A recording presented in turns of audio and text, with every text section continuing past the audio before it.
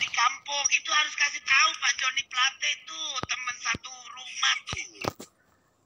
Aku udah ngomel tempo hari di Borobudur.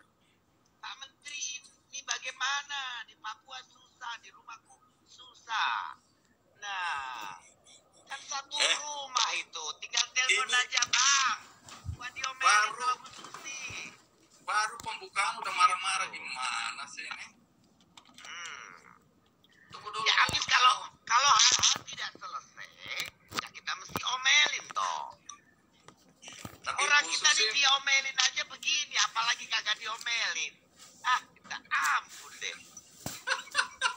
tapi Bu Susi pulsanya cukup nggak nih? Pulsa. Takutnya di tengah jalan mati nih. Aku kan hidup di fasilitas perusahaan, Susi. Oh, kirain kalau udah nggak jadi menteri gitu, nggak punya gaji, duitnya udah habis, terus beli pulsa aja susah. Gajinya juga kecil, Bang. Berapa tuh gaji menteri, berapa itu? Kalau sekarang uang pensiun katanya 3 juta something gitu. Aku belum pernah lihat. Kemarin anak-anak nanya, 3 juta. Buku taspennya di mana? Iya, pensiunan menteri 3 juta something. 3 juta, hampir 4 juta. Yang benar, jangan malu-maluin pemerintah. Aku aja belum pernah lihat. Katanya 3 juta lebih, 4 juta kurang per bulannya. Kan gajinya kita 19 juta. Sedih. Tapi kan tunjangannya macam-macam tuh. Tunjangan aja bisa sampai kemudian 300 juta. Itu gaji 19 juta, tunjangannya Sebulan. 300 juta. Sebulan tidak ada, Bang. Katanya penghasilan itu ya, karena aku nggak pernah ambil. Kan dikasihkan sama semua yang kerja. Jadi katanya kurang lebih per bulannya dulu dengan seminar, dengan tunjangan lain-lain kira-kira 30 lebih sedikit.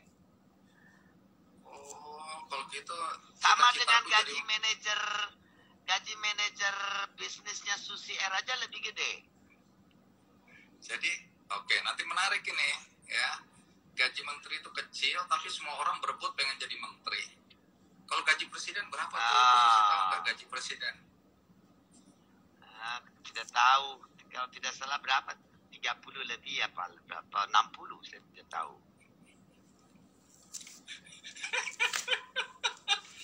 Aduh, gitu kok orang berebut jadi presiden, pekerjaannya pusing kepala, ini itu, gajinya kecil, enakan kayak jadi host aja, host Kick Andy, gajinya udah pasti lebih besar itu daripada gajinya Bu Susi itu.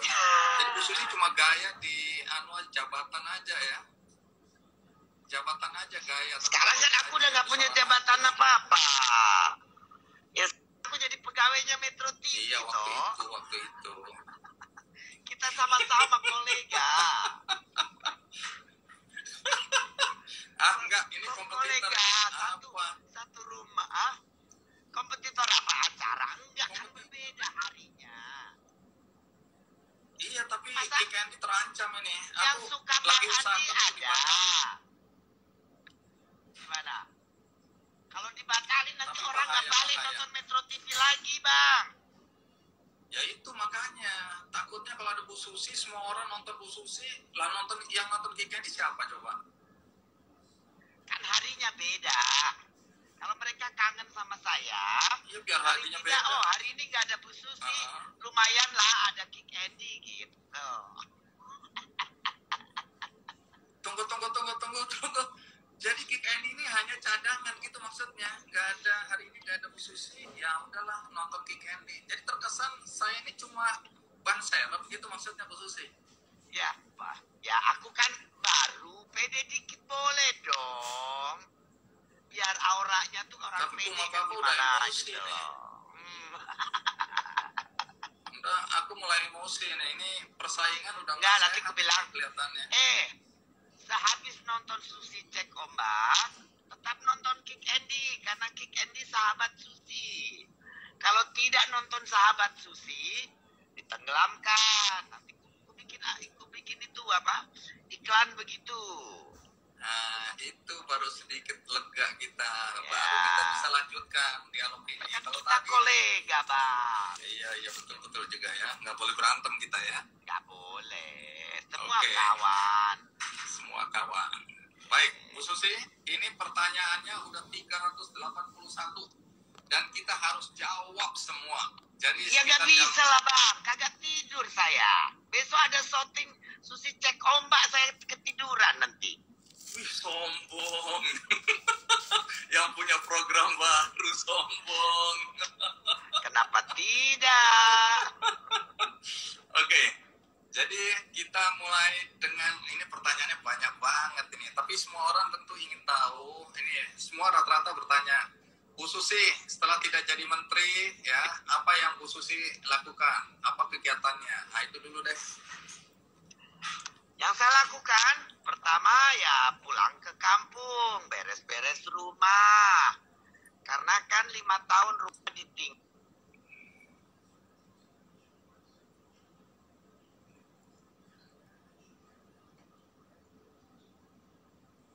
Beres-beres halaman, semua tanam-tanam, bongkar-bongkar lemari. Ya, nemu barang banyak, sayangnya nggak nemu duit dan nggak nemu berlian. Jadi ya cuma baju bekas, ini saja. Ya, saya bilang. Saya pikir saya nemu celengan atau apa yang kelupaan. Nggak ada, Bang. Ada nemu uang ribuan Iya. zaman tahun berapa itu yang udah kumel. Uang 1.000 perakan. Saya pikir nggak. 1.000 dolar, bukan 1.000 rupiah saja. Jadi ya, kesimpulannya Bu Susi miskin ya? ya dari dulu cuma kerja buat perusahaan, buat semua. Di rumah yang penting cukup makan, apa yang ada saya ada, ya udah. Ya tapi pesawatnya banyak tuh, nggak punya uang cash Ya, tapi pesawatnya itu kan juga dapat sebagian kredit, pinjam dari bank. Nah dengan pandemik ini justru susah, Bang Andi. Sekarang 2 bulan sudah tidak terbang, baru mulai terbang lagi seminggu ini. Jadi ya beres-beres perusahaan, ya hitung-hitung budget dan kos, bantuin manajer Susi Air, bagaimana kita bisa bertahan, kan? Dari tadinya income sekian tiba-tiba nol. Bayangkan, Bang Andi, mau gimana? Kan? It's very painful. Iya, kalau sekarang ditanya pesawatnya Bu Susi, Susi Air ada berapa itu? Sekarang 50, tapi ya yang terbang cuma 2 paling. Tunggu 50 pesawat. Iya. Kan pesawat kita kecil-kecil, Bang Andi. Bukan Iya, Garuda tapi itu kaya raya itu. Kayak utang. Enggak, itu pasti orang kaya itu. Bayangin pesawatnya 50. Oke, jadi apa dampak yang paling parah dari pandemi COVID ini? Jadi tadi cuma semua di grounded, nggak terbang. Baru hari ini atau hari kemarin 2 yang boleh terbang gitu. Boleh terbang atau Ya memang karena nggak ada orang? 2-3 pesawat ya mulai terbang karena sudah mulai dibuka bandaranya. Nah, sebelumnya tutup kan tidak boleh. Orang-orang pada takut dengan orang datang dari luar kota mereka. Jadi semua bandara di daerah ditutup. Kalau kita kan tidak terbang antar pulau, Bang Andi. Antar pulau kecil iya, tapi tidak dari pulau besar ke pulau kecil tidak. Jadi within pulau besar atau antar pulau kecil. Jadi ya begitu Garuda stop, semua stop, yang kecil juga udah duluan, malah sebelum Garuda stop kita sudah stop di daerah-daerah, terutama di pegunungan-pegunungan. Mereka sudah tidak mau ada penerbangan masuk lagi. Ya udah kita berhenti. Nah terus kemudian ya 2 bulan, 3 bulan baru mulai jalan lagi, tapi belum nyampe 1-2% aja belum, Bang. Jadi ya Terus kita pilotnya, tunggu. pilot yang nggak ada kerjaan gimana tuh? Ya ada yang Diberhentikan, pulang ke dirumahkan, rumahnya atau? repatriasi, yang ekspat repatriasi. Yang Indonesia ya kita sementara unpaid leave, jadi bukan dirumahkan, bukan dipecat, tapi dirumahkan tidak bayar sementara. ada yang standby 1 orang gantian gitu di daerah, dan mereka kan kena lockdown, itu ya kita bayar dengan gaji dikurangi daripada jumlah biasa. Ya kita semua harus mengerti. Saya terbuka bagaimana kita harus bertahan, kita harus hitung berapa lama kita kuat kalau skenario ini, kalau skenario begini, berapa lama kita bertahan. Itu saja, tapi kan kita harus memutuskan, harus berbuat sesuatu. Kalau kita tunggu pemerintah buat stimulus, kita tidak tahu kapan. Itu pun kalau ada. Kalau tidak ada kan ya kita tetap harus survive. Kalau kita tidak bisa survive, mungkin kita juga harus give up. Tapi kan pilihan-pilihan ini harus kita kalkulasi. Kalau tidak kan ya terlalu sakit nantinya untuk baik karyawan, baik perusahaan, ya juga stakeholder kita, misalnya perbankan dan lain-lain. So ya kita adjust, monitoring dan adjusting setiap hari. Yang pertama kita buat ya kantor yang tidak perlu kita tutup, rumah yang kita tidak perlu untuk base kita tutup, tidak sewa lagi.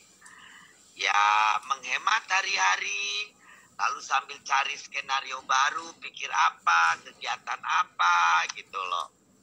Kalau ada yang bisa bawa uang, syukur. Kalau tidak, minimal tidak menambah kos biaya gitu. Oke, paham ya. Jadi dampaknya juga terasa banget buat Bu Susi ya. Tapi gini, ini banyak sekali pertanyaannya nih. Tapi aku simpulkan atau diwakili oleh satu orang ini ya. Bu Susi, ini dari Roket 88. Bu Susi, apakah lebih bahagia sekarang atau waktu jadi menteri? Kalau lebih bahagia sekarang, kenapa? Kalau tidak, kenapa? Lebih bahagia mana nih? Sekarang happy, relief, karena saya bisa punya schedule semau saya, mau kerja apa semau saya, tidak ada beban wait di sini. Ya itu bahagianya. Tidak bahagianya saya sedih karena melihat policy-policy yang baik untuk menjaga sustainability, untuk mencegah illegal fishing. Saya tidak punya power lagi untuk doing that.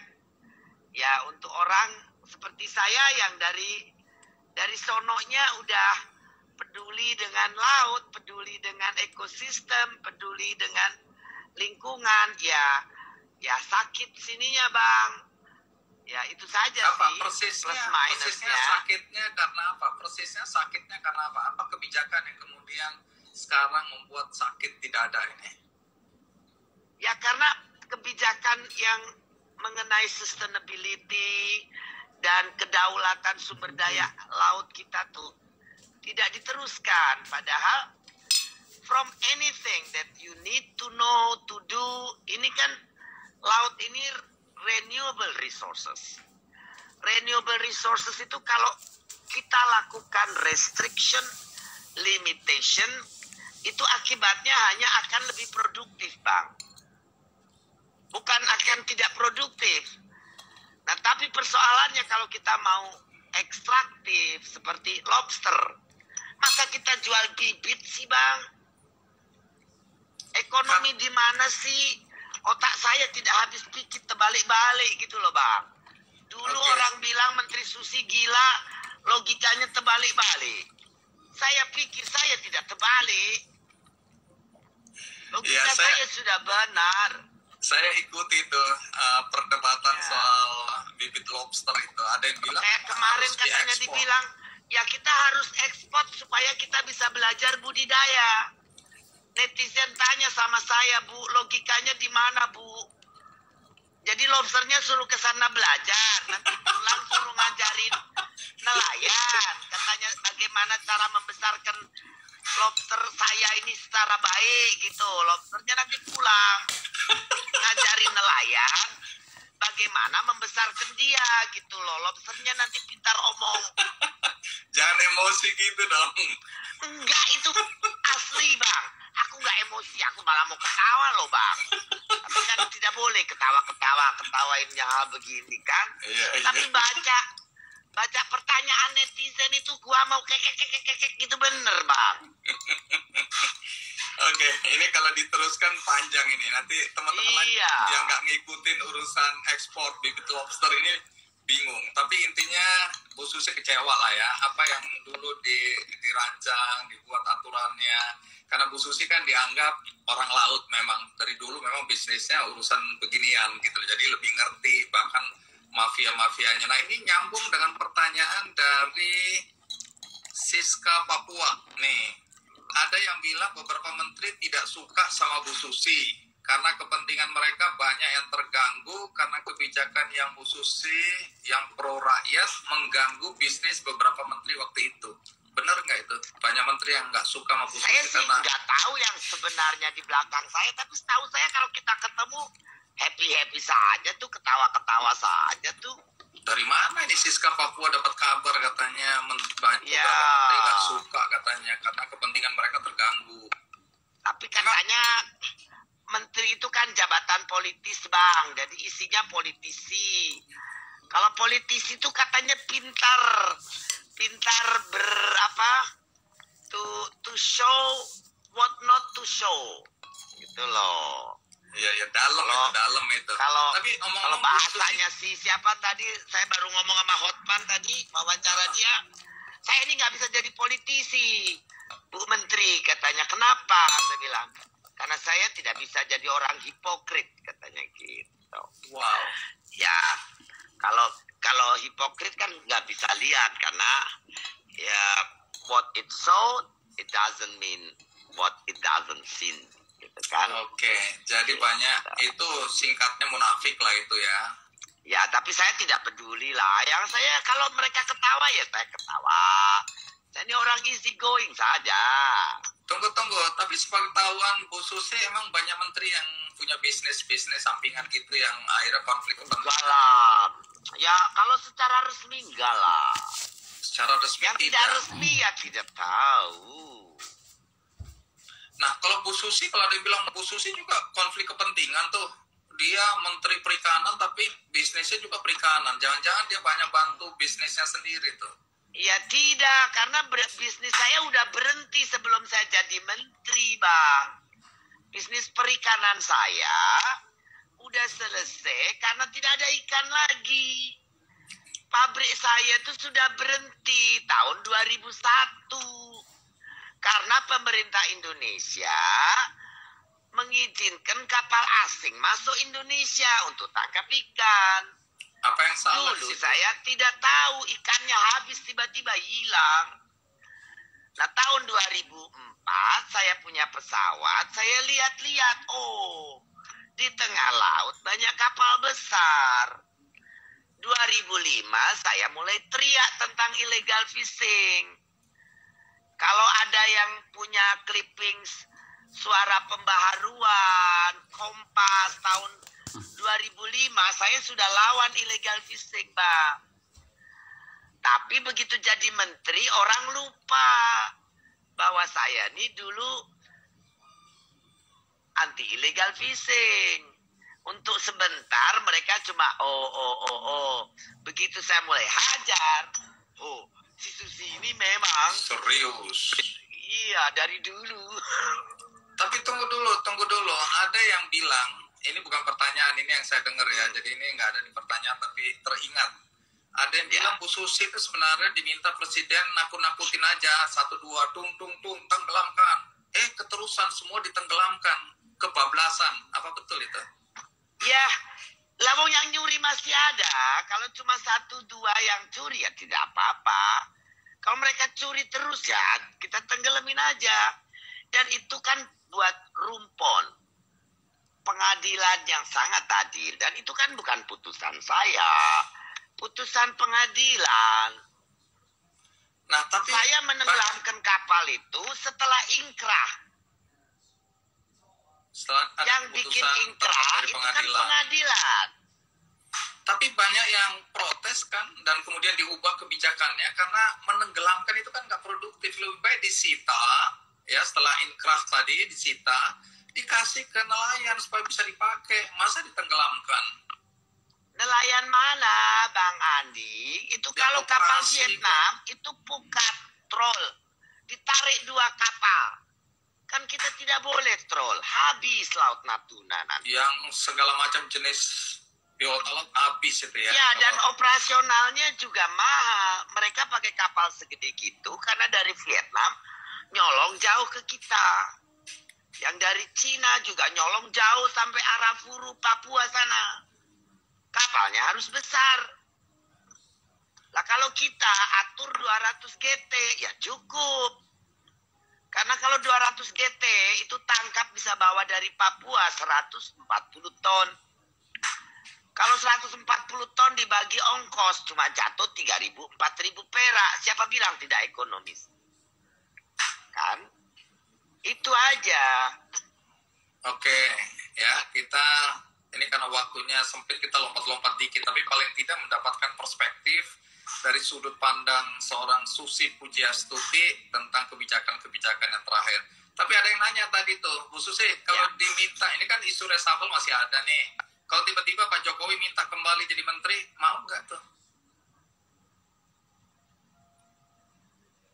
Sebentar, Bu Susi ini agak ini tinggalnya di desa.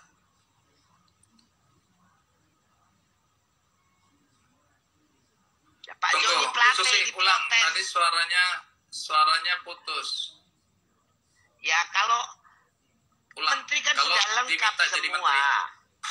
Kan sudah lengkap, tidak Ya kan perlu ada ada isu lagi reshuffle. menteri. Ya, tidak lah, ini kan sudah menteri, sudah semua partai sudah bagus, sudah solid. Bu Susi, pertanyaannya sederhana, jawabannya komuter-muter. Pertanyaannya kan mau atau tidak? Ya jadi menteri apa? Ya, Terus terserah apa yang Bu harus Susi kalau dilakukan? ditanya menteri apa yang menurut Bu. Anggap aja Ya lah kan menteri. saya harus bilang sama Menteri Pak Kelautan Presiden lagi deh. dulu, bicara sama Pak Presiden. Kenapa? Oke. Berandai-andai. Ya, anggap aja misalnya. Nggak berandai-andai, ini serius ini. Karena mau tahu nggak kenapa pertanyaannya ini nyambung dengan apa yang saya catat nih. Mau dengar?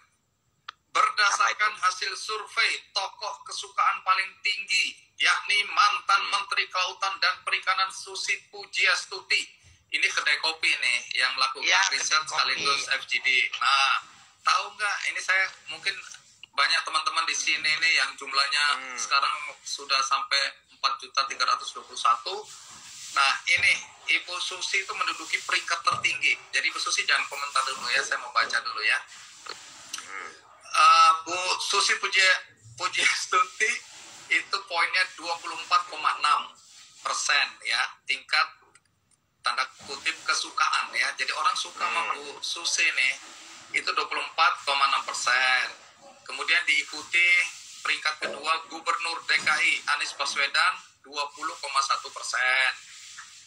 Peringkat ketiga Gubernur Jawa Barat Ridwan Kamil 15,4%. Kemudian peringkat berikutnya Wali Kota Surabaya Tri Risma Maharini 14,7%. Kemudian di bawahnya sedikit Menteri Keuangan Sri Mulyani. Wah, ini sahabatnya Bu Susi nih, itu 10,1%. Kemudian mantan Menteri Pertanian Amran Sulaiman 8,7%, Gubernur Jawa Timur Khofifah Indar Parawansa 4,7%, dan mantan Menko Maritim Rizal 2,3%. Ini Bu Susi pasti udah baca. Apa arti survei ini kalau Bu Susi baca? Ini bahagia lompat-lompat girang-girang gitu atau biasa aja tuh? Reaksinya gimana nih setelah tahu? Bentar, ini sinyalnya agak terganggu lagi nih. Makanya jangan tinggal jauh-jauh dari Jakarta, Bu Susi. Oke, sebentar, Mbak. Iya, Oke. iya, sebentar. Saya Oke. sudah jawab di Twitter sebetulnya Bang Andi atas hasil survei ini. Saya bilang mungkin yang disurvei Jawabannya itu apa? orang-orang yang tidak bisa berenang, takut ditenggelamin, jadi mereka pilih saya.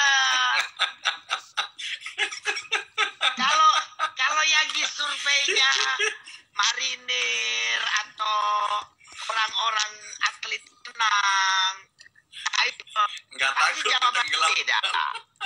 Ini orang-orang yang nggak pernah ke laut aja takut. Orang yang disurvei orang Jakarta. Banyak orang Jakarta tuh nggak bisa berenang. Mereka takut ditenggelamin. Makanya pilih saya. Ini Saja. ini pertanyaan serius, dijawab serius dong. Jangan main-main gitu, jangan bercanda. Ini serius ini. Karena sebentar lagi ada Sangat Pilpres serius nih. bang. Benar coba. Logika nggak? Logis nggak? Coba pertanyaan saya. Itu jawaban saya. Logis toh? Nggak logis. Ini urusan politik ini. Jadi jangan lari kemana-mana. Jawab dong. Wah, itu berarti kan saya untuk jadi presiden nanti akan semakin tinggi. Gitu jawabannya harusnya. Nah, yang disurvei juga netizen-netizen yang nggak ngerti di negara ini ada sistem threshold. Iya, tapi kan Threshold. survei itu juga menunjukkan kesukaan orang. Artinya kalau angkanya prosentasenya tinggi, mending nggak usah maju deh. Tapi kalau ini tinggi sekali loh, nomor 1 loh ini. Ya, tapi kan harus lewat partai, Bang, di negeri kita. Partai Negeri itu kalau kita lihat ini hasil pollingnya bagus, ada pasti dilamar. Thresholdnya 20%. Setiap partai besar, mereka sudah punya kandidat. Yang Diskusi apa aja bisa di-grooming terjadi, dari namanya politik. dulu. Politik justru tidak sembarangan terjadi, Bang. Politik doesn't like surprises. Politik tidak suka surprise, tidak suka kira-kira, tidak suka mungkin-mungkin.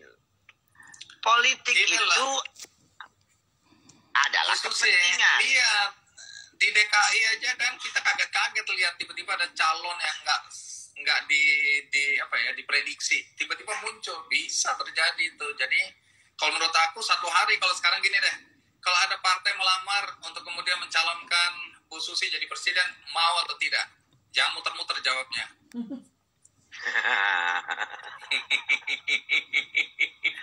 Yang nyalonin aja nggak ada, Bang. Kepalaku ini terlalu keras, orang tidak suka, terutama politisi tidak suka. Politisi itu bahasanya doesn't mean what they say. Kalau saya, I say what I mean and I mean what I say. Walaupun ada Kalau orang yang mungkin politisi, nggak, iya mungkin orang kalau tersinggung. politisi beda. Oke, kenapa politisi Say itu? what, ya kebalikannya. It doesn't Kalau mean. saya, I say what I mean what I say. Kalau mereka biasanya, they don't mean what they say and they don't say what they mean. Itu politisi.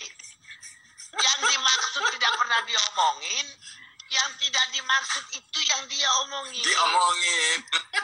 Itu kan begini, Bang. Tidak cocok, Bang.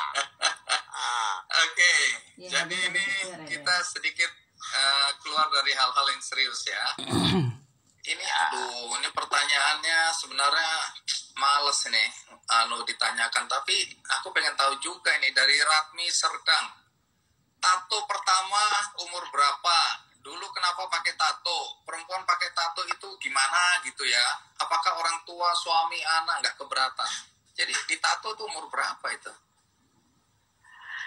Umur 27, Bang.